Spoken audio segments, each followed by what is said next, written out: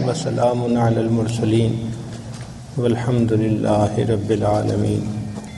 اللہم صلی علی سیدنا محمد وعلی آل سیدنا محمد وبارک وسلم۔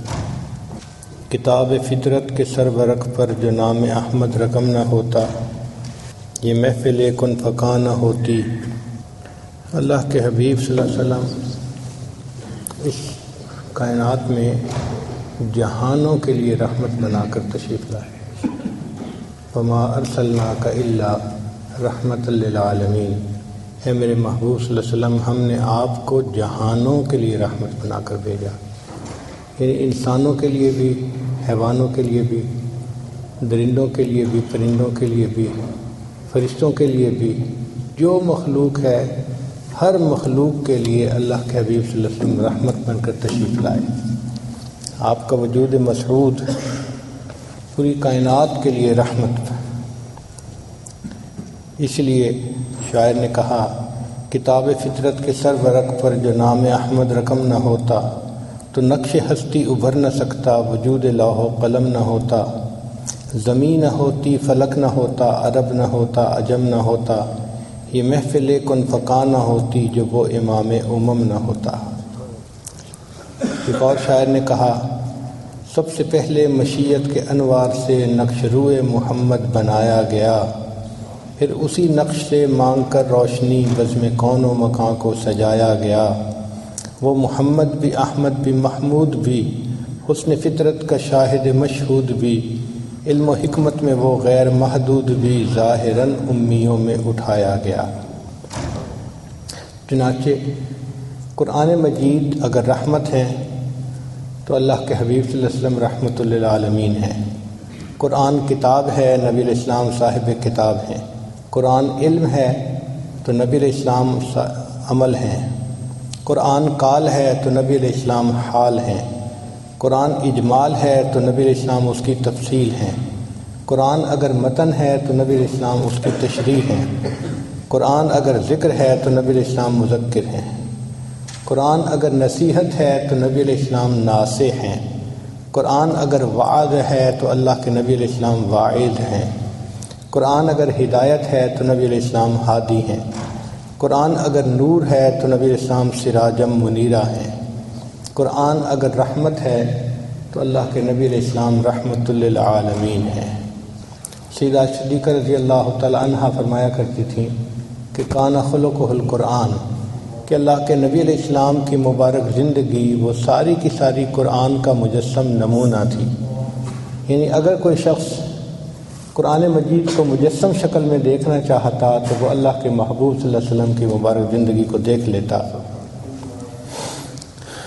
اس لیے حضرت قاری محمد طیب رحمۃ اللہ علیہ نے عجیب بات لکھی، فرماتے ہیں کہ ذات و صفات کی آیات اعمال نبوی، تکوین کی آیات استدلال نبوی، توجہ الی اللہ کی آیات خلوت نبوی، تربیت خلق کی آیات جلوت نبوی، مہر کی آیات جمال نبوی، قہر کی آیات جلال نبوی، تجلیات حق کی آیات مشاہدہ نبوی، ابتغاء وجہ اللہ کی آیات مراقبہ نبوی، ترک دنیا کی آیات مجاہدہ نبوی، احوال محشر کی آیات محاسبہ نبوی، نفی غیر کی آیات فنایت نبوی، اثبات حق کی آیات بقایت نبوی، نعیم جنت کی آیات شوق نبوی، عذاب جہنم کی آیات خوف نبوی، انعام کی آیات انس نبوی، انتقام کی آیات حزن نبوی۔ قرآن پورا کا پورا کلام اللہ ہے تو دوسرے لفظوں میں یہ سیرت رسول اللہ صلی اللہ علیہ وسلم ہے۔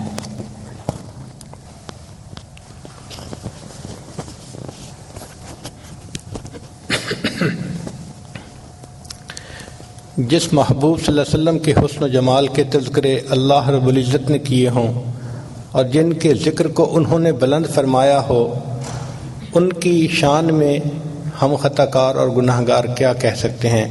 سچی بات تو یہی ہے کہ شاعر نے کہا، ہزار بار بشویم دہن لمشک و گلاب، ہنوز نام تو گفتن کمال بے ادبیست۔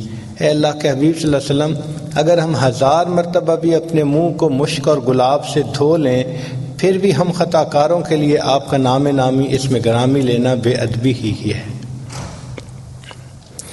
آپ صلی اللہ علیہ وسلم مصطفیٰ بھی ہیں، مجتبیٰ بھی ہیں، طاہر بھی ہیں، مطہر بھی ہیں۔ آپ صلی اللہ علیہ وسلم بشیر بھی ہیں، نذیر بھی ہیں، طٰہٰ بھی ہیں، یاسین بھی ہیں، صادق الامین بھی ہیں، تو رحمت للعالمین بھی ہیں۔ وما ارسلناک الا رحمۃ للعالمین۔ چنانچہ آپ کی صحبت مبارکہ میں ابو بکر آئے تو صدیق بن گئے، عمر آئے تو فاروق بن گئے، عثمان غنی آئے تو ذی النورین بن گئے، علی المرتضیٰ آئے تو باب العلم بن گئے، سلمان رضی اللہ عنہ آئے تو اہل بیت میں سے بن گئے، ابو ذر رضی اللہ عنہ آئے تو فقراء کے تاجدار بن گئے، حمزہ رضی اللہ عنہ آئے تو سید الشہداء بن گئے، ابو ہریرہ رضی اللہ عنہ آئے تو حافظ الحدیث بن گئے، ابن مسعود رضی اللہ عنہ آئے تو فقیہ امت بن گئے، ابن عمر رضی اللہ عنہ آئے تو امام المحدثین بنے، ابن عباس رضی اللہ عنہ آئے تو امام المفسرین بنے، حنظلہ رضی اللہ عنہ آئے تو غسیل الملائکہ بنے، بلال رضی اللہ عنہ آئے تو مؤذن بنے۔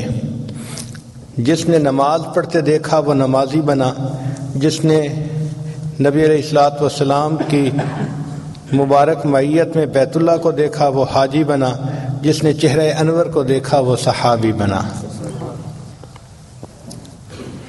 خود نہ تھے جو راہ پر اوروں کے ہادی بن گئے، وہ کیا نظر تھی جس نے مردوں کو مسیحا کر دیا۔ چنانچہ اللہ کے حبیب صلی اللہ علیہ وسلم کی تعلیمات ایسی ہیں کہ آپ صلی اللہ علیہ وسلم کی رحمت سے ہر کسی کو فائدہ ملا، ساری مخلوق کو فائدہ ملا۔ انسانوں کو تو ملا، انسانوں کے ساتھ جنوں کو اور انسانوں کے ساتھ جانوروں کو، حتیٰ کہ ملائکہ کو بھی ملا۔ چنانچہ حدیث پاک میں ہے کہ نبی علیہ السلام نے ایک مرتبہ پوچھا، جبرائیل کیا آپ کو میری رحمت للعالمین سے حصہ ملا؟ عرض کیا، اے اللہ کے حبیب صلی اللہ علیہ وسلم، آپ کی تشریف آوری سے پہلے مجھے ہر وقت اپنے انجام کی فکر رہتی تھی۔ میں نے شیطان کو اپنی آنکھوں کے سامنے مردود ہوتے دیکھا تو اس وقت سے میرے دل میں ڈر تھا کہ پتہ نہیں میرا کیا بنے گا، ہر وقت خوف میرے اوپر غالب رہتا تھا۔ جب آپ دنیا میں تشریف لائے تو اللہ رب العزت نے قرآن کی آیات اتاری، اِنَّهُ لَقَوْلُ رَسُولٍ كَرِيمٍ ذِي قُوَّةٍ عِنْدَ ذِي الْعَرْشِ مَكِينٍ مُطَاعٍ ثَمَّ أَمِينٍ۔ یہ آیات چونکہ میرے بارے میں تھیں تو ان آیات کے اترنے کے بعد مجھے یہ یقین ہو گیا کہ اللہ کے ہاں میرا انجام اچھا ہوگا، مجھے بھی آپ کی رحمت للعالمین سے حصہ نصیب ہو گیا۔ نبی علیہ الصلوۃ والسلام کا جاگنا تو امت کے لیے رحمت تھا ہی صحیح، اللہ کے حبیب صلی اللہ علیہ وسلم کا سونا بھی امت کے لیے رحمت بن گیا۔ چنانچہ حدیث پاک میں ہے کہ نبی علیہ السلام ایک مرتبہ سفر میں تھے، آپ صلی اللہ علیہ وسلم جب ایک جگہ پڑاؤ ڈالا تو اس وقت فجر کا وقت قریب تھا، مگر سب لشکر والے اس قدر تھکے تھے کہ سو گئے۔ نبی علیہ السلام نے فرمایا، کون ہے جو آج پہرا دے اور ہمیں جگائے؟ بلال رضی اللہ عنہ نے ذمہ داری لے لی، اے اللہ کے حبیب صلی اللہ علیہ وسلم سب سو جائیں، میں جگا دوں گا۔ چنانچہ سب سو گئے، بلال رضی اللہ عنہ پہرا دیتے رہے۔ اللہ کی شان کے کھڑے کھڑے ایک جگہ انہوں نے ٹیک لگائی تو ان کو کھڑے ہوئے نیند آ گئی۔ اب ایسے وقت میں سورج طلوع ہوا تو سورج کی کرنوں نے نبی علیہ السلام کے رخسار مبارک کے بوسے لیے تو اللہ کے حبیب صلی اللہ علیہ وسلم اٹھے، فرمایا، بلال آپ نے تو کہا تھا کہ ہمیں جگائیں گے اور آپ خود بھی سو گئے۔ عرض کیا، اے اللہ کے حبیب صلی اللہ علیہ وسلم، جس ذات نے آپ کو سلایا اس ذات نے مجھے بھی سلا دیا۔ تو نبی علیہ السلام نے فرمایا کہ اللہ رب العزت نے سارے لشکر کو اس لیے سلا دیا کہ آپ لوگوں کے سامنے قضا نماز کا مسئلہ واضح ہو سکے۔ اگر کوئی ایسا معاملہ سونے والا پیش نہ آتا اور نماز قضا نہ ہوتی تو امت کو نماز قضا کرنا جو ہے اس کو ادا کرنا کون سکھاتا؟ تو جس محبوب صلی اللہ علیہ وسلم کی نیند بھی امت کے لیے رحمت ہو، ان کا جاگنا امت کے لیے کتنی رحمت ہوگا۔ بلکہ اللہ کے حبیب صلی اللہ علیہ وسلم کا بھولنا بھی امت کے لیے رحمت۔ حدیث پاک میں ہے کہ نبی علیہ السلام نے امامت فرمائی اور 4 رکعت کی بجائے 2 پہ سلام پھیر دیا تو صحابہ نے پوچھا، اے اللہ کے حبیب صلی اللہ علیہ وسلم، کیا آج کے بعد یہ نماز 2 رکعت بن گئی؟ فرمایا، لا نسیتو بل نسیتو، میں بھولا نہیں، میں بھلا دیا گیا ہوں، اور اللہ نے مجھے اس لیے بھلا دیا گیا ہے کہ بھولنے کے بعد میں آپ لوگوں کو بتاؤں کہ سجدہ سہو کر کے نماز پوری کیسے کی جاتی ہے۔ جس محبوب صلی اللہ علیہ وسلم کا بھولنا بھی امت کے لیے رحمت ہو، ان کا ہوش کے اندر بات چیت کرنا امت کے لیے کتنی بڑی رحمت ہوگا۔ اس لیے نبی علیہ السلام امت کے لیے بھی رحمت، غیروں کے لیے بھی رحمت۔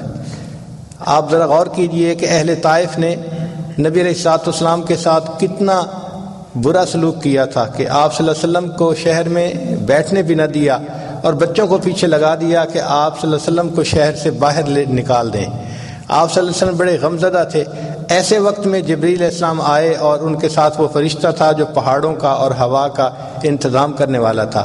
عرض کیا اے اللہ کے حبیب صلی اللہ علیہ وسلم، ان لوگوں نے آپ کی شان میں گستاخی کی، بے ادبی کی، اگر آپ اجازت دیں تو ان دو پہاڑوں کو ٹکرا کر اس بستی کے سب لوگوں کو ختم کر دیا جائے۔ تو نبی علیہ الصلوۃ والسلام نے فرمایا کہ اگر یہ لوگ مجھے نہیں پہچان سکے تو ہو سکتا ہے کہ ان کی اولادوں میں ایسے لوگ پیدا ہوں جو ایمان قبول کریں اور میری اس ہدایت کی بات کو ماننے والے بن جائیں۔ چنانچہ عذاب ٹال دیا گیا تو نبی علیہ الصلوۃ والسلام ان کفار کے لیے بھی رحمت بن گئے، اور واقعی بعد میں اہل طائف مدینہ طیبہ آئے اور انہوں نے آ کر اسلام کو قبول کر لیا۔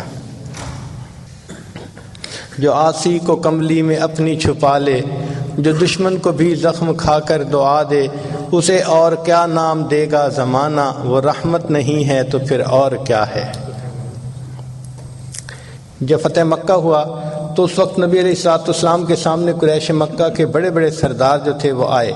اللہ کے حبیب صلی اللہ علیہ وسلم جانتے تھے کہ کس نے کیا کیا ہوا تھا۔ کہتے ہیں نا مجھے یاد ہے وہ ذرا ذرا، تمہیں یاد ہو کہ نہ یاد ہو۔ تو اللہ کے محبوب صلی اللہ علیہ وسلم کو سب باتیں یاد تھیں کہ انہوں نے بلال کے ساتھ کیا کیا تھا، خباب کے ساتھ کیا کیا تھا، خبیب کے ساتھ کیا کیا تھا، سمیہ کے ساتھ کیا کیا تھا، زنیرہ کے ساتھ کیا کیا تھا، کس طرح انہوں نے صحابہ کو تکلیفیں پہنچائی تھیں، اور یہ بھی پتہ تھا کہ میں سجدے میں تھا اور کفار نے میرے اوپر اونٹ کی اوجھڑی لا کر رکھ دی تھی اور مجھ سے سجدے سے اٹھا بھی نہیں گیا تھا۔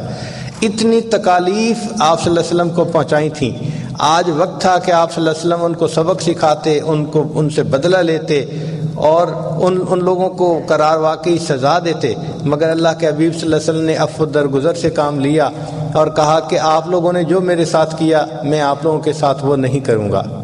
فرمایا کہ جو یوسف علیہ السلام نے اپنے بھائیوں کو کہا تھا کہ لا تثریب علیکم الیوم، جاؤ تمہارے اوپر کوئی قصور نہیں، میں نے تم سب کو معاف کر دیا، تو نبی علیہ السلام نے فرمایا میں بھی اپنے بھائی یوسف علیہ السلام کی طرح آج یہی کہتا ہوں کہ جاؤ تم پر کوئی قصور نہیں، میں نے آج تم سب کے قصوروں کو معاف فرما دیا۔ تو آپ صلی اللہ علیہ وسلم دشمنوں کے لیے بھی رحمت بن گئے۔ چنانچہ فتح مکہ کے دن اللہ کے پیارے حبیب صلی اللہ علیہ وسلم بیت اللہ کے اندر جانا چاہتے تھے، تو بیت اللہ کی چابی تھی عثمان بن طلحہ، ایک شخص تھے ان کے پاس۔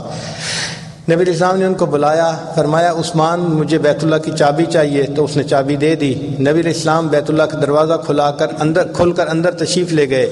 نبی علیہ السلام نے 2 رکعت نفل ادا کیے، پھر دعا مانگی۔ آپ صلی اللہ علیہ وسلم کے ساتھ باقی صحابہ بھی تھے، ابو بکر، عمر، عثمان و علی سب ساتھ تھے، حضرت عباس عنہ بھی ساتھ تھے۔ جب باہر نکلے تو سب صحابہ کی ایکسپیکٹیشن یہ تھی کہ اب تو کنجی نبی علیہ السلام کے ہاتھوں میں آ گئی، اب اللہ کے حبیب صلی اللہ علیہ وسلم یہ کنجی ہم میں سے ہی کسی خادم کے حوالے فرمائیں گے۔ لیکن نبی علیہ السلام جب باہر تشریف لائے تو آپ صلی اللہ علیہ وسلم نے عثمان بن طلحہ کو بلا کر کہا عثمان تمہیں یاد ہے ہجرت کے وقت جب میں مکہ مکرمہ چھوڑ کے جا رہا تھا تو میرا دل بہت غم زدہ تھا، میرا دل چاہتا تھا میں بیت اللہ کے اندر جاؤں اور اللہ سے دعا کروں، عبادت کروں، اور میں نے تم سے اس وقت کہا تھا کہ بیت اللہ کا دروازہ کھول دو، مجھے اندر جانا ہے۔ عثمان تم نے انکار کر دیا تھا، اور میں نے کہا تھا کہ عثمان جس جگہ پر آج تم کھڑے ہو ایک وقت آئے گا اس جگہ پر میں کھڑا ہوں گا، اور جہاں میں کھڑا ہوں اس جگہ پر تم کھڑے ہوگے۔ عثمان تم نے دیکھا اللہ نے میرے ساتھ جو وعدہ کیا تھا وہ سچا ثابت کر دیا، آج چابی میرے ہاتھوں میں ہے، تم خالی ہاتھ کھڑے ہو، مگر عثمان میں تمہارے ساتھ وہ نہیں کروں گا جو تم نے میرے ساتھ کیا تھا، میں یہ چابی تمہارے ہی ہاتھوں میں دیتا ہوں، قیامت تک یہ تمہاری ہی نسلوں میں باقی رہے گی۔ آپ سوچئے اللہ کے حبیب صلی اللہ علیہ وسلم کیسے یعنی رحمت تھے، ہر کسی کے لیے آپ کا وجود مسعود رحمت تھا۔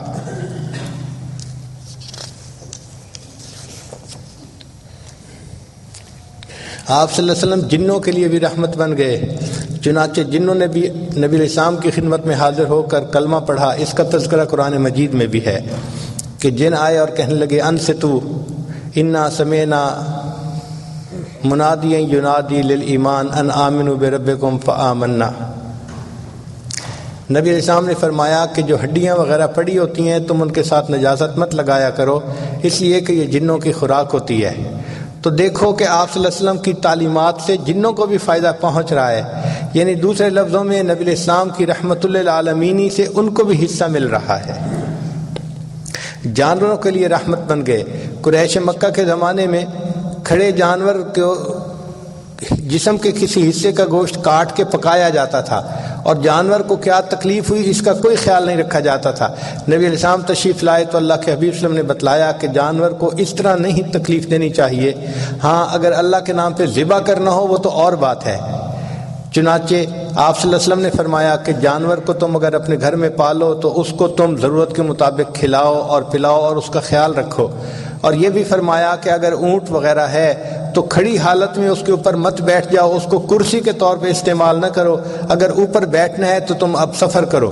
تو اللہ کے حبیب صلی اللہ علیہ وسلم نے جانوروں کے بھی حقوق آ کر سمجھائے، تو جانوروں کو بھی محبوب کی رحمت للعالمین سے حصہ مل گیا۔ چنانچہ اللہ تعالیٰ فرماتے ہیں وما ارسلناک الا رحمت للعالمین۔ نباتات کو بھی حصہ ملا۔ نبی السلام نے فرمایا کہ بلا وجہ کسی درخت کے پتے کاٹنا یا شاخ کاٹنا یہ اچھا نہیں، اور یہ بھی فرمایا کہ بھئی اگر تم درخت لگا سکتے ہو تو تمہیں اس درخت کے لگانے کے بدلے اللہ تعالیٰ کی طرف سے اجر اور ثواب ملے گا۔ تو دیکھیے کہ درختوں کو لگانے کا حکم دیا اور کاٹنے سے منع فرمایا، بلا ضرورت جو کاٹ دیا جاتا ہے۔ تو گویا درختوں کو بھی نبی علیہ السلام کی تعلیمات سے پروٹیکشن مل گئی، یعنی ان کو بھی نبی علیہ السلام کی رحمت للعالمین سے حصہ ملا۔ فرمایا وما ارسلناک الا رحمت للعالمین۔ اگر ہم انسانوں کو دیکھیں تو معاشرے کے ہر فرد کو نبی علیہ السلام کی رحمت للعالمین سے حصہ ملا۔ فرض کرو گھر کے اندر ماں کا ایک درجہ ہوتا ہے، تو نبی علیہ السلام نے فرمایا کہ الجنت تحت اقدام امہاتکم، جنت تمہارے لیے ماں کے قدموں کے نیچے ہے۔ ماں کی یہ عظمت نبی علیہ السلام نے آ کر بتائی، اس سے پہلے دنیا عظمت نہیں جانتی تھی، بلکہ زمانہ جاہلیت میں کفار کا تو یہ حال تھا کہ باپ فوت ہوتا تھا تو ماں باقی مال کی وراثت کی طرح بچوں میں تقسیم ہوتی تھی، تو بچے اپنی ماں سے خود نکاح کر لیا کرتے تھے۔ آپ ذرا غور کیجئے کہ اس وقت ماں کا کیا حال تھا۔ نبی علیہ السلام نے آ کر ماں کی شان کتنی سمجھائی اور بتائی کہ بھئی تم اس کی خدمت کرو گے تو تمہیں اپنے اللہ رب العزت کی رضا نصیب ہوگی۔ تو ماں کو بھی نبی علیہ السلام کی رحمت للعالمین سے حصہ ملا، پھر والد کو بھی حصہ ملا۔ اس لیے نبی علیہ السلام نے فرمایا جس شخص نے اپنے والد کے چہرے پر محبت کی ایک نظر ڈالی، اس کے بدلے اللہ تعالیٰ اس کو ایک حج یا ایک عمرے کا ثواب عطا فرمائیں گے۔ دنیا باپ کا مقام نہیں جانتی تھی، یہ مقام کس نے آ کر دنیا کو بتایا؟ اللہ کے محبوب صلی اللہ علیہ وسلم نے بتایا۔ چنانچہ فرمایا کہ تمہارے والد کی رضا میں تمہاری رضا اللہ کی رضا ہے، اور والد کی ناراضگی میں تمہارے رب کی ناراضگی ہے۔ پھر اللہ کے حبیب صلی اللہ علیہ وسلم کی رحمت للعالمین سے گھر کے باقی افراد کو بھی حصہ ملا۔ مثال کے طور پر اولاد کو بھی حصہ ملا۔ نبی علیہ السلام نے فرمایا کہ جب باپ اپنے بچے کو محبت سے بوسہ دیتا ہے تو ریح الولد میں ریح الجنہ، یہ جو بچے کی مہک وہ سونگھتا ہے، اللہ تعالیٰ اس کے بدلے اس کو جنت کی مہک سونگھنے کی توفیق عطا فرمائیں گے۔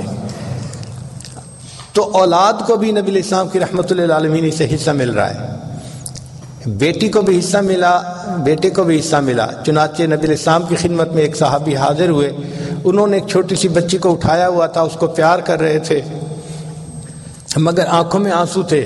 نبی علیہ السلام نے پوچھا کہ کیا معاملہ ہے کہ تم اس بچی کو پیار بھی کر رہے ہو اور تم رو بھی رہے ہو؟ اے اللہ کے حبیب صلی اللہ علیہ وسلم، زمانے جاہلیت میں میں نے بہت بڑا گناہ کر لیا کہ مجھے گھر میں بیٹی کا پیدا ہونا بہت ناپسند تھا۔ میں نے اپنی بیوی کو کہا ہوا تھا کہ اگر میرے یہاں بیٹی پیدا ہوئی تو میں اس کو زندہ دفن کر دوں گا۔ میں تجارتی سفر پہ چلا گیا تھا، واپسی پہ میرے پیچھے میرے ہاں جو ہے وہ بیٹی کی ولادت ہوئی، مگر میری بیوی نے میری بیٹی کو اپنی بہن کے ہاں بھجوا دیا۔ جب میں واپس آیا تو مجھے اس نے کہا کہ میرے ہاں بیٹی ہوئی تھی اور میں نے اس بیٹی کو نمٹا دیا، تو میں مطمئن ہو گیا کہ چلو بچی کو میں نے دیکھا بھی نہیں۔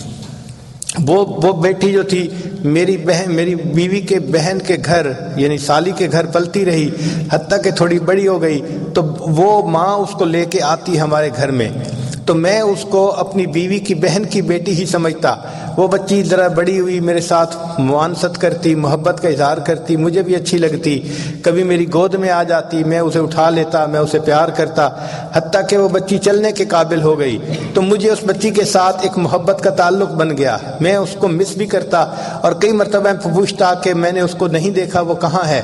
جب میری بیوی کو یقین ہو گیا کہ اب ان کو اس بچی کے ساتھ محبت ہو گئی، ایک دن اس نے یہ ڈسکلوز کیا کہ بھئی یہ تو ہماری بیٹی ہے، میں نے اپنی بہن کے گھر بھیج دیا تھا کہ آپ اس کو دفن نہ کر سکیں۔ وہ کہتے ہیں کہ میں نے یہ سنا اور میرے دل کے اندر اس وقت سے نا ایک بغض بیٹھ گیا کہ میں نے اس لڑکی کو زمین میں دفن کرنا ہے۔ چنانچہ ایک دن میں اس بچی کو بازار لے کے جاتا تھا، وہ میرے ساتھ کھیلتی تھی، باتیں کرتی تھی، محبت کا اظہار کرتی تھی۔ میں ایک دن اس کو لے کے جنگل میں گیا اور میں نے اپنے ساتھ کسی بھی لے لی، تو کسی لے کر میں زمین کھودنے لگا، میں اس بچی کے لیے گڑھا کھود رہا تھا اور وہ مٹی میرے کپڑوں پر پڑ رہی تھی، تو بچی میرے قریب آئی اور کہنے لگی کہ ابو آپ کے کپڑوں پر مٹی لگ رہی ہے۔ میں نے اس کی ان معصومانہ باتوں کا بھی کوئی لحاظ نہ کیا اور میرے اوپر ایسی حیوانیت چھائی ہوئی تھی کہ میں نے گڑھا کھودا اور بالآخر اس بچی کو دھکا دیا اور اس کے اوپر مٹی ڈالنی شروع کر دی۔ وہ بچی رونے لگی، میری آنکھوں میں مٹی جا رہی ہے، سر میں مٹی جا رہی ہے، آپ ایسا کیوں کر رہے ہیں؟ میں نے اس کی کوئی بات نہیں سنی، مٹی ڈالتا رہا حتیٰ کہ اس کی آواز آنی بند ہو گئی۔ میں نے اس بچی کو اپنے ہاتھوں سے زمین میں دفن کر دیا۔ اے اللہ کے حبیب صلی اللہ علیہ وسلم، ایک میری زندگی کا وہ رخ تھا اور ایک رخ یہ ہے کہ آپ صلی اللہ علیہ وسلم تشریف لائے اور آپ نے بچوں سے پیار کرنا سکھایا۔ یہ بیٹی میرے بھائی کی بیٹی ہے، چھوٹی ہے، مگر اب اس کو بھی میں پیار کرتا ہوں، اپنے ساتھ لے کے پھرتا ہوں اور اپنی محبت کا اظہار کرتا ہوں۔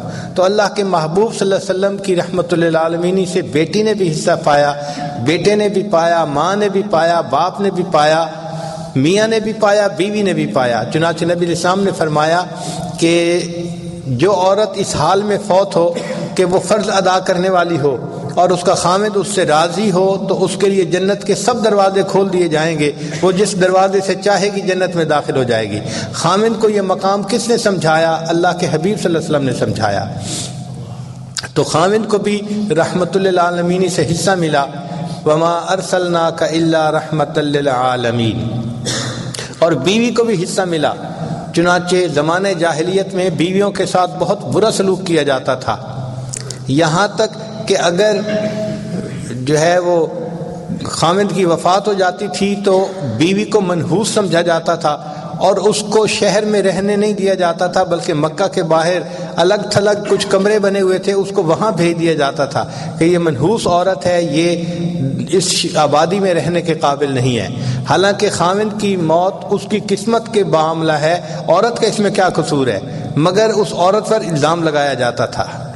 اللہ کے حبیب صلی اللہ علیہ وسلم تشریف لائے تو آپ نے سکھایا کہ دیکھو اچھا خامد وہ ہے جو تم میں سے اپنی بیوی کے ساتھ زیادہ اچھے سلوک کی زندگی گزارے۔ نبی علیہ السلام نے فرمایا خیرکم خیرکم لأہلہ، تم میں سے سب سے بہتر وہ ہے جو تم میں سے اپنے اہل خانہ کے لیے بہتر ہے۔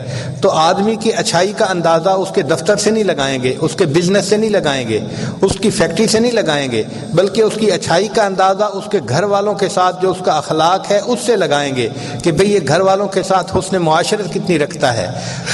آپ دیکھیے بیوی کو عزت کس نے دلوائی؟ اللہ کے محبوب صلی اللہ علیہ وسلم نے دلوائی۔ چنانچہ ایک روایت کا مفہوم ہے کہ خامد جب بیوی کو محبت کی نظر سے دیکھ کر مسکراتا ہے اور بیوی خامد کو دیکھ کر مسکراتی ہے، اللہ رب العزت ان دونوں کو دیکھ کر مسکراتے ہیں۔ اس لیے فرمایا کہ انسان جو بھی خرچ کرتا ہے وہ صدقہ کہلاتا ہے دین کے لیے، لیکن اگر وہ بیوی کے اوپر خرچ کرتا ہے تو اللہ تعالیٰ اس کو بہترین صدقہ کرنے کا ثواب عطا فرماتے ہیں۔ تو بیوی کو عزتیں ملی اللہ کے حبیب صلی اللہ علیہ وسلم کی وجہ سے، اس لیے فرمایا وما ارسلناک الا رحمت للعالمین۔ پھر اللہ کے حبیب صلی اللہ علیہ وسلم نے کی رحمت سے تاجر نے بھی حصہ پایا۔ نبی اسلام نے فرمایا التاجر الصدوق، جو سچ بولنے والا تاجر ہوگا اللہ تعالیٰ اس کو قیامت کے دن انبیاء کی قطار کے فوراً پیچھے جگہ عطا فرمائیں گے۔ تو تاجر کو بھی عزتیں ملی دنیا کی اور آخرت کی۔ مزدور نے بھی نبی علیہ السلام کی رحمت للعالمین سے حصہ پایا۔ حدیث پاک میں ہے کہ نبی علیہ السلام کے پاس ایک صحابی آئے، انہوں نے مصافحہ کیا۔ نبی علیہ السلام نے دیکھا کہ ان کے ہاتھ بہت سخت ہے، یعنی اس میں گٹے پڑے ہوئے تھے۔ تو محبوب صلی اللہ علیہ وسلم نے پوچھا کہ آپ کے ہاتھ کو کیا ہوا؟ عرض کیا ہے اللہ کے حبیب صلی اللہ علیہ وسلم میں پتھر توڑتا ہوں اور وہ پتھر مکان بننے میں استعمال ہوتے ہیں، اور مزدوری کی وجہ سے میرے ہاتھ جو ہیں وہ سخت ہو گئے ہیں۔ تو نبی علیہ السلام نے فرمایا القاسب حبیب اللہ، کہ جو ہاتھ سے محنت اور مزدوری کرتا ہے وہ اللہ کا حبیب ہوتا ہے۔ تو دیکھو مزدور کو بھی عزت مل رہی ہے، دنیا مزدور کو احترام نہیں دیتی، کم نظر سے دیکھتی ہے۔ اللہ کے حبیب صلی اللہ علیہ وسلم نے بتلایا کہ نہیں، مزدور جو ہوتا ہے وہ اللہ کا حبیب ہوتا ہے، اللہ کا محبوب ہوتا ہے، اللہ کا دوست ہوتا ہے۔ پھر اللہ کے حبیب صلی اللہ علیہ وسلم امیر کے لیے بھی رحمت بنے، غریب کے لیے بھی رحمت بنے۔ چنانچہ نبی علیہ السلام نے فرمایا کہ جو امیر لوگ نرم بستروں پر زندگیاں گزارنے والے ہوں گے مگر اللہ کو یاد کریں گے، اللہ اس کے بدلے ان کو قیامت کے دن جنت عطا فرمائیں گے۔ نرم بستروں پر ذکر کرنے کی وجہ سے اللہ تعالیٰ ان کو جنت کی نعمتیں عطا فرمائیں گے۔ تو امیر کو سمجھ لگ گئی کہ کس طرح میں زندگی گزاروں تو مجھے جنت کا راستہ نصیب ہو جائے گا۔ تو امیر کے لیے بھی آپ رحمت بن کر تشریف لائے، اور اللہ کے حبیب صلی اللہ علیہ وسلم غریب کے لیے بھی رحمت بن کر آئے۔ نبی علیہ السلام نے خوشخبری دی کہ قیامت کے دن جو غریب ہوں گے وہ امیروں سے 500 سال پہلے جنت میں داخل کر دیے جائیں گے، اور آخرت کا ایک دن دنیا کے 50,000 سال کے برابر ہوگا۔ اگر ایک دن دنیا کے 50,000 سال کے برابر ہے تو جو لوگ 500 سال پہلے جنت داخل کر دیے جائیں گے وہ کتنے خوش نصیب لوگ ہوں گے۔ نبی علیہ السلام نے دعا مانگی اللہم احینی مسکینہ وامیتنی مسکینہ واحشرنی فی زمرۃ المساکین، اے اللہ مجھے مسکینی کی حالت میں زندہ رکھیے، مسکینی کی حالت میں مجھے موت دیجیے، اور قیامت کے دن مسکینوں کے ساتھ میرا حشر فرما دیجیے۔ تو غریب اور مسکین کو عزت ملی کہ اللہ کے حبیب صلی اللہ علیہ وسلم نے دعائیں ایسی کیں کہ جس کی وجہ سے مسکینوں کو دنیا میں عزت کی نگاہ سے دیکھا جانے لگا۔ اس کو کہتے ہیں وما ارسلناک الا رحمت للعالمین، اے محبوب ہم نے آپ کو نہیں بھیجا مگر جہانوں کے لیے رحمت بنا کر بھیجا ہے۔ اللہ کے حبیب صلی اللہ علیہ وسلم بیمار کے لیے رحمت بن کر تشریف لائے۔ نبی علیہ السلام نے فرمایا کہ جب کوئی آدمی بیمار ہوتا ہے تو اللہ رب العزت اس کے لیے فرشتے کو بلا کر فرماتے ہیں کہ دیکھو میرا بندہ صحت کی حالت میں جو اعمال کرتا تھا اب بیمار ہو گیا، اب عذر ہے، لیکن جو اعمال صحت میں کرتا تھا تم اس کا وہ اجر اسی طرح لکھتے رہنا۔ اور یہ بھی فرمایا کہ یہ درد کی وجہ سے کراہے گا تو اس کے کراہنے پر سبحان اللہ اور الحمدللہ پڑھنے کا اجر لکھنا۔ اور یہ بھی فرمایا کہ بیمار آدمی جب شفا پاتا ہے تو اس کے گناہ اس طرح جھڑ جاتے ہیں جیسے پت جھڑ کے موسم میں درختوں کے پتے جھڑ جایا کرتے ہیں۔ چنانچہ بعض احادیث میں ہے کہ بعض بیمار لوگ جب بیماری سے شفا یاب ہوتے ہیں وہ اس طرح گناہوں سے پاک ہوتے ہیں جیسے اس دن پاک تھے جب ان کی ماں نے ان کو جنم دیا تھا۔ تو بیماری انسان کے لیے مغفرت کا سبب بن جاتی ہے۔ یہ تعلیمات کس نے دیں؟ اللہ کے حبیب صلی اللہ علیہ وسلم نے دیں، یعنی بیمار کو بھی اللہ کے محبوب صلی اللہ علیہ وسلم کی رحمت للعالمین سے حصہ ملا۔ اس کو کہتے ہیں وما ارسلناک الا رحمت للعالمین۔ پھر اللہ کے حبیب صلی اللہ علیہ وسلم یتیم کے لیے بھی رحمت بن کر تشریف لائے۔ چنانچہ یتیموں کے ساتھ زمانہ جاہلیت میں بہت برا سلوک کیا جاتا تھا، ان کا مال پیسہ غبن کر لیا جاتا تھا اور ان کو لاوارث چھوڑ دیا جاتا تھا، کوئی ان کے سر پہ ہاتھ رکھنے والا نہیں ہوتا تھا۔ اللہ کے حبیب صلی اللہ علیہ وسلم نے تعلیمات دیں اور فرمایا کہ جو یتیم کی کفالت کرے گا اس کے سر پر شفقت کا ہاتھ رکھے گا، ہاتھ کے نیچے جتنے بال ہوں گے اتنے بالوں کے برابر نیکیاں اس کے نام اعمال میں لکھی جائیں گی۔ بلکہ حدیث پاک میں مشہور واقعہ ہے کہ عید کے دن نبی علیہ السلام عیدگاہ کی طرف تشریف لے چلے تو آپ صلی اللہ علیہ وسلم جب گلی میں پہنچے تو کچھ بچے نہائے دھوئے اچھے کپڑے پہنے آپس میں خوش خوش کھیل رہے تھے۔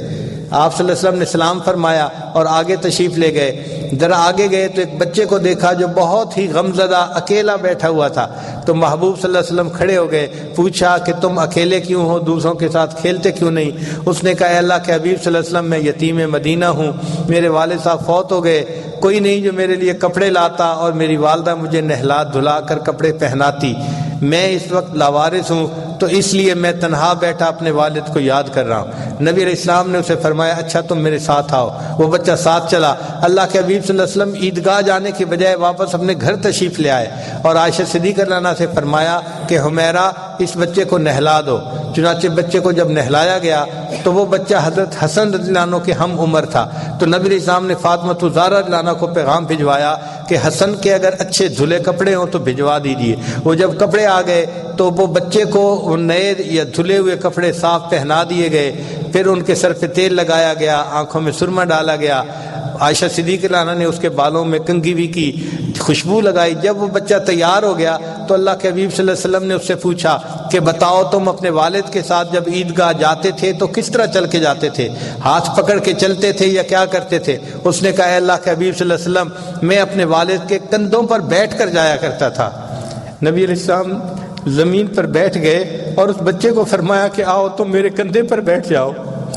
سبحان اللہ، یہ ہے رحمت للعالمین۔ وہ بچہ کندھے پر بیٹھ گیا، نبی علیہ السلام اس کو اٹھا کر پھر واپس گلی میں تشریف لائے۔ اب وہ بچے جو کھیل رہے تھے انہوں نے دیکھا پہلے یہی بچہ تنہا الگ بیٹھا تھا، اب یہ نہایا دھو کر نبی علیہ السلام کے مبارک کندھوں پر بیٹھ رہا ہے۔ تو ان بچوں نے آنکھوں میں ایک دوسرے سے گفتگو کی اور بات چیت کی، پوچھا کہ کیا معاملہ ہے؟ تو اس بچے نے خوش ہو کر کہا کہ مجھے اللہ کے محبوب صلی اللہ علیہ وسلم نے اپنا بیٹا بنا لیا۔ کتابوں میں تو یہاں تک لکھا ہے کہ وہ جو کھیل رہے تھے بچے، ان میں سے ایک بچے نے ٹھنڈی سانس لی اور کہنے لگا کاش میرے والد بھی فوت ہو چکے ہوتے اور اللہ کے حبیب صلی اللہ علیہ وسلم مجھے بھی اپنا بیٹا بنا لیتے۔ نبی علیہ السلام اس حال میں اس بچے کو لے کے عیدگاہ تشریف لائے تو جب آپ صلی اللہ علیہ وسلم ممبر پر چڑھنے لگے تو وہ بچہ نیچے بیٹھنے لگا۔ نبی علیہ السلام نے فرمایا نہیں، تم نیچے نہیں بیٹھو گے بلکہ ممبر میں جہاں میں بیٹھوں گا میرے ساتھ تم بیٹھو گے۔ آپ صلی اللہ علیہ وسلم نے اس یتیم بچے کو اپنے ساتھ بٹھایا اور پھر اس کے سر پر ہاتھ رکھ کر فرمایا انا وکافل یتیم ہاکذا، کہ قیامت کے دن میں اور یتیم کی کفالت کرنے والا جنت میں اس طرح ایک دوسرے کے ساتھ اکٹھے ہوں گے۔ اب دنیا کو پتہ چلا کہ یتیم کی کفالت کرنا کتنا بڑا اجر کا کام ہے، تو اللہ کے حبیب صلی اللہ علیہ وسلم کی رحمت للعالمین سے یتیم کو بھی حصہ ملا۔ فرمایا وما ارسلناک الا رحمتا للعالمین۔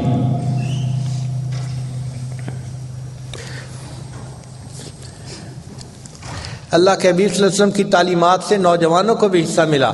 چنانچہ حدیث پاک میں نبی علیہ السلام نے فرمایا کہ جو نوجوان جوانی کی حالت میں اللہ کی عبادت میں سرشار ہوتا ہے، اس عمل کی وجہ سے اللہ اس کو قیامت کے دن عرش کا سایہ عطا فرمائیں گے۔ شاب نشأ فی عبادت اللہ، وہ نوجوان جو اللہ کی عبادت میں سرشار ہو قیامت کے دن اس کو عرش کا سایہ نصیب ہوگا۔ نبی علیہ السلام کی تعلیمات سے بوڑھے کو بھی حصہ ملا۔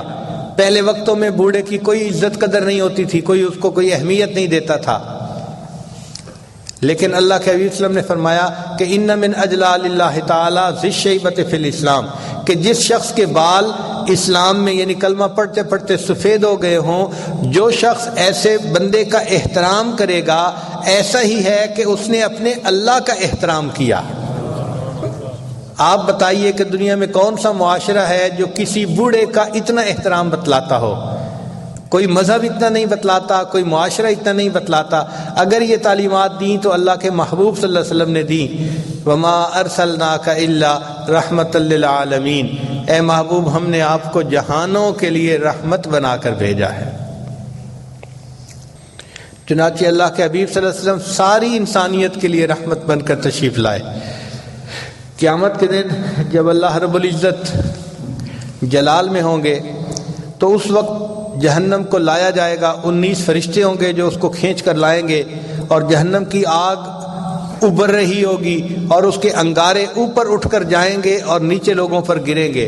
امام غزالی رحمۃ اللہ لکھتے ہیں کہ انبیاء میں سے کوئی نبی ایسا نہیں ہوگا جس کے دل میں یہ خوف نہ ہو کہ یہ انگارے کہیں میرے اوپر نہ آ کر گر جائیں۔ انبیاء بھی غمزدہ ہوں گے، نفسی نفسی کہہ رہے ہوں گے۔ اس وقت اللہ کے حبیب صلی اللہ علیہ وسلم کے پاس انبیاء آئیں گے اور کہیں گے کہ آپ اللہ کے محبوب ہیں، آپ سب کی شفاعت کیجئے کہ اللہ تعالیٰ حساب فرما لیں تاکہ ہم اس مشکل جو ہے وہ کیفیت سے بچ جائیں۔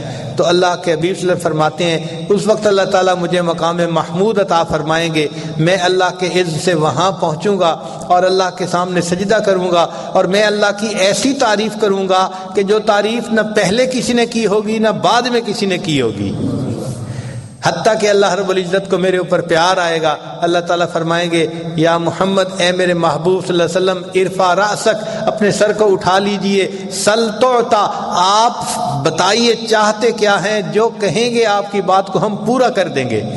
تو اللہ کے حبیب صلی اللہ علیہ وسلم اس وقت کہیں گے اے اللہ اپنے بندوں کا حساب لے لیجئے، چونکہ اس طرح اس حالت میں بندوں کا کھڑے ہونا اتنی دھوپ میں یہ بہت مشکل ہے۔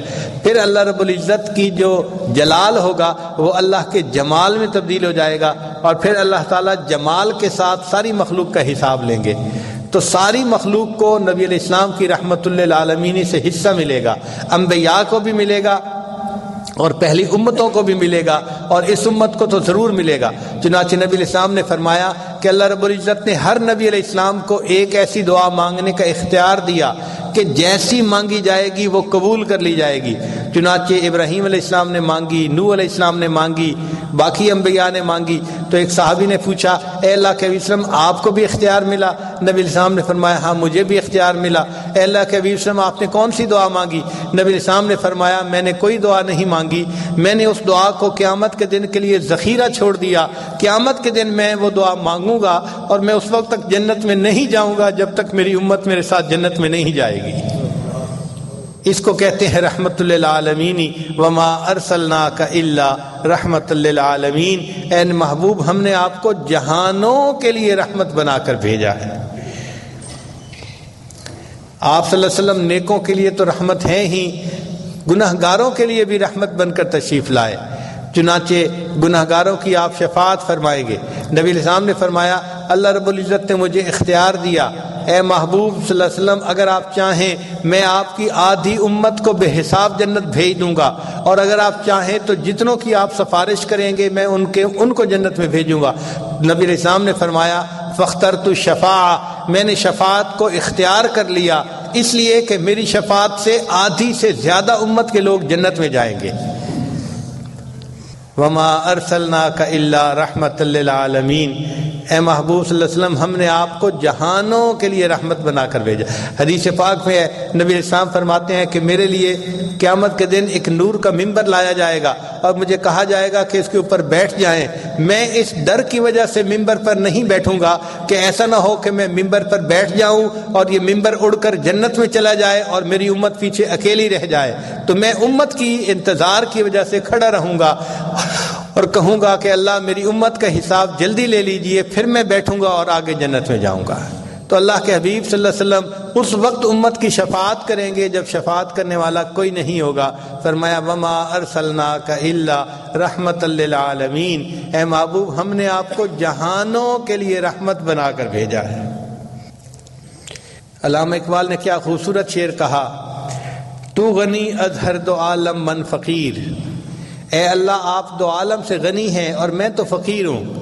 تو غنی از ہر دو عالم من فقیر، روز محشر عذر ہائے من پذیر، اللہ قیامت کے دن میرے عذروں کو قبول کر لینا، گر تمہیں بینی حسابم ناگزیر، اللہ اگر آپ یہ فیصلہ کر لیں کہ قیامت کے دن میرا حساب ضرور لینا ہے، از نگاہ مصطفیٰ پنہاں بگیر، اللہ مصطفیٰ کریم کی نگاہوں سے اوجھل میرا حساب لینا، مجھے ان کے سامنے شرمندگی نہ اٹھانی پڑ جائے۔ چنانچہ آپ صلی اللہ علیہ وسلم پورے جہانوں کے لیے رحمت بن کر تشریف لائے۔ اس رحمت للعالمین کی ولادت کا یہ مہینہ ہے، اس کی وجہ سے ہر کلمہ گو کے دل میں خوشی ہوتی ہے، اس لیے اس مہینے میں نبی علیہ السلام کی سیرت کے مختلف پہلوؤں کو بیان کیا جاتا ہے اور ان تعلیمات پر عمل کرنے کا ارادہ اور عزم نو کیا جاتا ہے۔ ان مجالس میں آنا نبی علیہ السلام کے ساتھ محبت کی دلیل ہے۔ اللہ رب العزت اس محبت کو قبول فرمائے اور اس کے بدلے اللہ تعالیٰ قیامت کے دن ہمیں نبی علیہ السلام کے غلاموں میں شامل فرمائے۔ حدیث پاک میں ہے کہ صوبان لانو نبی علیہ السلام کے غلام تھے، وہ دیکھ رہے تھے کہ نبی علیہ السلام دعا مانگ رہے ہیں، اے اللہ مجھے میرے چاہنے والوں سے جلدی ملا دینا، میرے محبین سے جلدی ملا دینا۔ تو جب نبی علیہ السلام دعا مانگ کے فارغ ہوئے تو صوبان رضی اللہ عنہ قریب آئے، اے اللہ کے حبیب صلی اللہ علیہ وسلم، ہم آپ کے غلام بے دام ہیں، ہر وقت خدمت میں حاضر ہیں، آپ کن کے لیے دعا مانگ رہے تھے کہ اللہ مجھے ان سے جلدی ملا دینا، جلدی ملا دینا؟ تو نبی علیہ السلام نے فرمایا، صوبان تم نے مجھے دیکھا، جبریل علیہ السلام کو اترتے دیکھا، قرآن کو اترتے دیکھا، تمہارا ایمان بھی بڑا قیمتی ہے، مگر کچھ لوگ میری امت میں ایسے بھی ہوں گے جو قرب قیامت میں پیدا ہوں گے، انہوں نے مجھے نہیں دیکھا ہوگا، صرف اپنے علماء سے میرے تذکرے سنے ہوں گے، اور اس صوبان وہ تذکرے سن کر مجھ سے اتنی محبت کرنے والے بن جائیں گے، اگر ان کو اختیار دیا جاتا کہ وہ اپنی اولاد کو بیچ کر میرا دیدار کر سکتے تو وہ یہ کام بھی کر گزرتے۔ ان اپنے چاہنے والوں کے لیے میں اداس ہوں اور دعا کر رہا ہوں کہ اللہ مجھے ان اپنے احبا سے جلدی ملا دینا۔ تو یہ خوش نصیبی ہے کہ آج اس دور میں جو قرب قیامت کا دور ہے، اللہ رب العزت نے دلوں میں اپنے محبوب صلی اللہ علیہ وسلم کی محبت ڈالی ہے۔